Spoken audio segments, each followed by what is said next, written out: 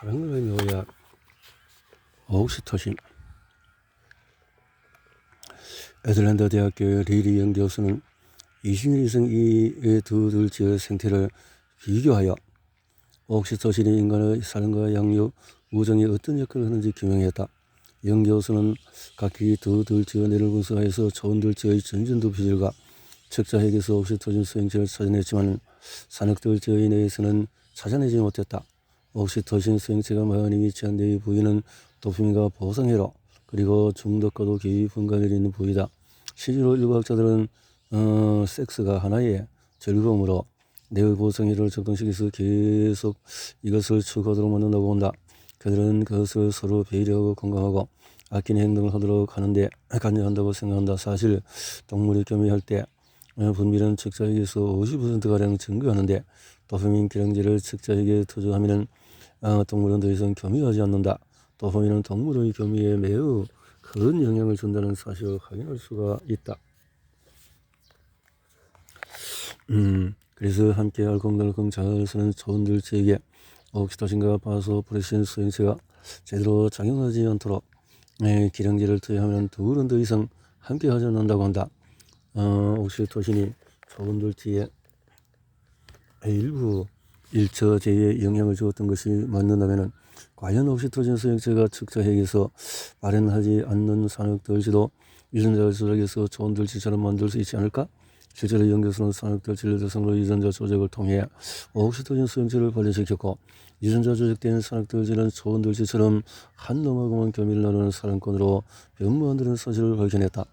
이후에 뇌에서 도파민이 작용하지 못하도록 차단했더니 산흑들지는 다시 옛날의 난동꾼으로 되돌아가고 말았다. 결국에 영 교수는 뇌의 보상회로에서 옥시토신이 작용하려면 도파민이 필요하다는 사실을 확인한 셈이다.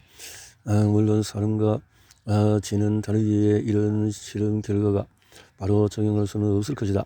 다만 옥시토신 수치가 높은 커플은 실제로 남녀가 오늘부터 1일이다 라고 외친 날로부터 6개월이 지난 뒤에도 연인관계를 지속할 확률이 높다는 점, 남녀가 서로 포옹하나 스킨십할 때에 옥시토신이 급격히 올라가며 특히 성을 통해서 혈중에 옳고 옥시토신 농도를 높이는 점, 적응치를 또 통해서 또 포유류가 이렇게 옥시토신 분비를 촉진한다는 점은 옥시토신에게 애착에 관여한다는 것을 말해준다. 미국의 R&B 그룹 더 클로즈 버즈가 1959년에 발매한 팝송에서 러브 포션 넘버 9이라는 곡이 있다. 노래 중에 화자는 사랑의 묘약을 마시고 밤인지 늦은지도 모르고 이렇게 딱힌 대로 키스를 한다. 옥시토신은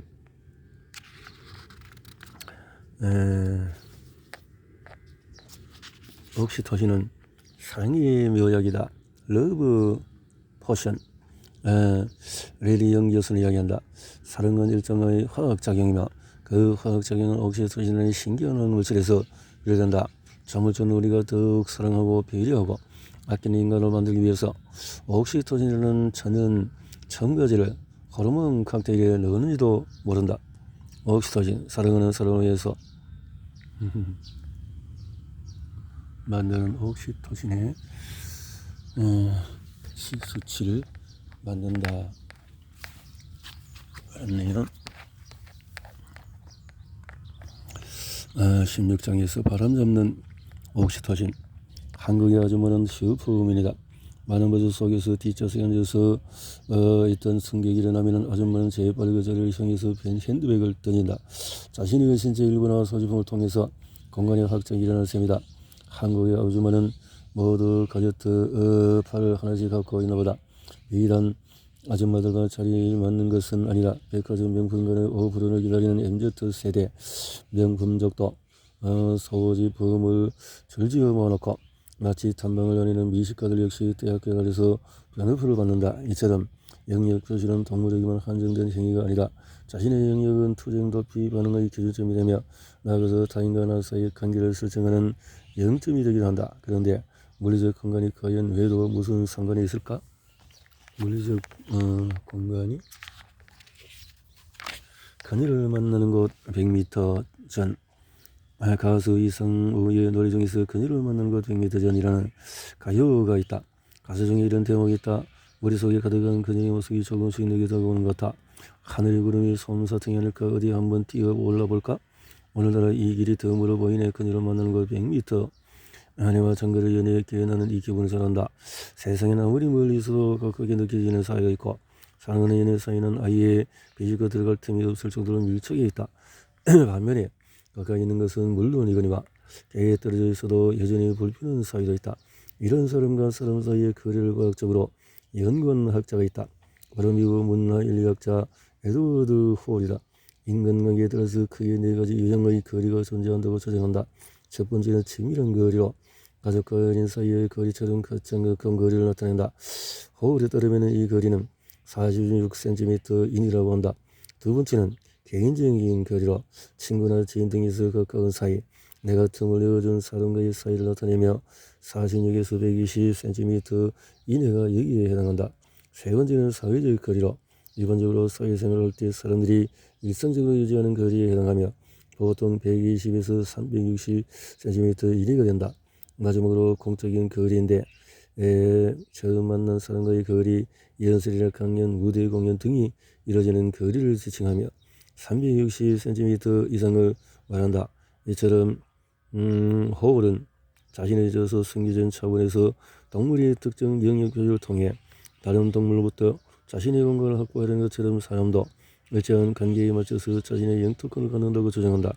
호울은 이러한 주장을 개정화하여 프록시믹스, 우리말로 번역하면 근접공간학이라는 영역을 개척했고 오늘날 사회학이나 마케팅에서 두루 활용이 난다. 친밀한 거리는 타인에 대한 자신의 신체적인 정서적인 경계를 명확히 하는 거리로 아무리 친한 사이라 해도 함부로 침범해서는 안 된다. 이 공간은 외부의 침입으로부터 자신을 방어하기 위한 최소한의 사적인 공간이기 때문에 누군가 허락 없이 침범했을 때 본능적인 거부감이나 공포를 느낄 수 있다. 반면에 이 공간에 누군가를 들였다는 것은 그를 자신과 동질서고 있음을 뜻한다. 그 대상에게서 아무런 위험을 확인하지 못했고 자신에게 어떤 위해를 가할 의도가 없다고 판단된 셈이다. 반면에 개인적인 거리는 일반 성인이 양팔을 벌려서 크게 번을 그렸을 때 만들어진 거리로 격식과 비격식의 경계를 나타낸다. 친밀감의 경계라고 할 수 있게 이 영역 안에 들어오는 이들은 개인적으로 친밀함을 주는 대상이다. 사회적 거리는 공적 업무에 할당된 공간으로 공적 지위와 위기를 드러낸다. 마지막으로 공적인 거리는 특정 형식적이고 격식을 갖춘 공간이라고 할 수 있다. 옥시토신으로 관계의 거리를 줄이라. 에드워드 홀의 프록시믹스와 관련하여 내가 여기 말하고 있는 것은 무엇일까? 앞서 46cm 이내의 거리는 친밀한 거리로 가까운 가족이나 연인에게 허락된 영역이다. 하지만 편도체가 손상된 사람은 낯선 사람이 34cm 안으로 들어와도 전혀 불편함을 느끼지 않는다고 한다. 친근감과 은근감을 편도체가 잘못 인식하고 있기 때문이다. 반면에 편도체가 정상인 사람은 일단 상대방이 자신에게 가까이 오면 자동으로 편도체가 활성화되기 시작하고 46cm 이내로 들어오면 대부분 불편함을 느낀다는 연구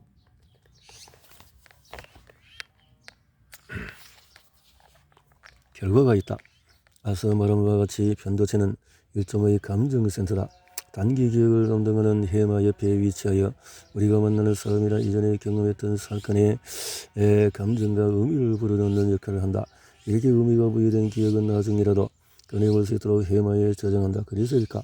편도체는 사회성과 매우 깊은 관계를 맺는다. 주변에 유독 지나치게 많은 친구를 둔 마당발이나 관계가 쓸데없이 복잡한 사람이 있다면 보나마나 그의 편도체는 평균 이상의 크기를 자랑할 것이다.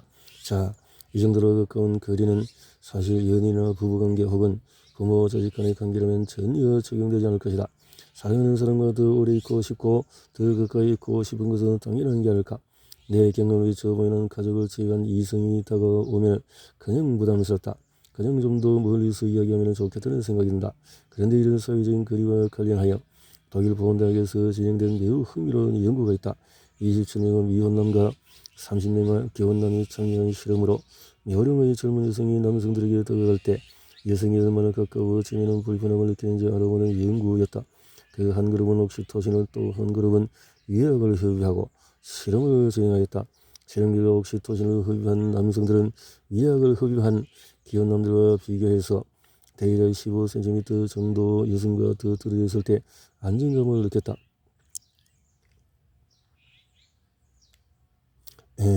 그런데 흥미로운 것은 이런 효과는 결혼한 남성에게만 나타났고 미혼 남들은 여성이 가까이 올수록 불편한 감정은커녕 설레는 감정에 사로잡혔다.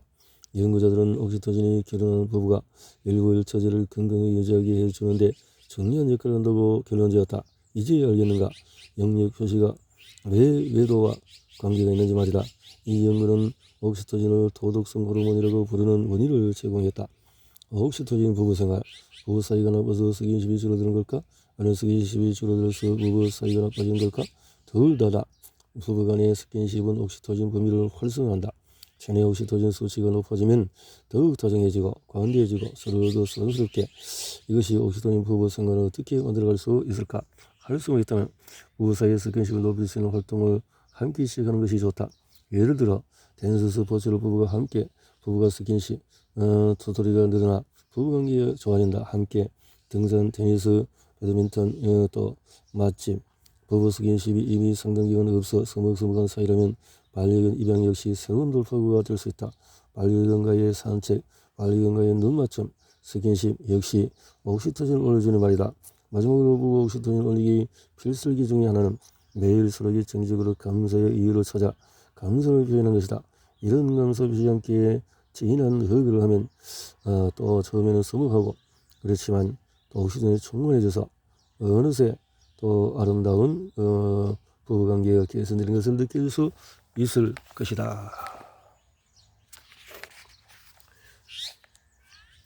산악 지질체제가 또 옥시토신이 제대로 정해졌더니 갑자기 한 마리 암컷에게 평생 충성하고 세계를 함께 키우기 시작하는 옥시토신 수용체가 도덕성과 관련이 있는 것을 고려할 때 옥시토신은 우리 인간의 도덕성을 높일 수 있다는 생각을 해본다. 세상에 이런 호르몬이 있다니 혹시 남편이 또 굳이 그 남편과 또 함께하는 이런 모든 것들을 서로 해서 충성하도록 서로에게만 충성하도록 이래 만드는 옥시토신의 또 이런 공동체, 가족, 또 조직의 문화에 아주 큰 도움이 될 수 있는 이런 공부다라고 생각이 되어지는군요. 여기까지 하고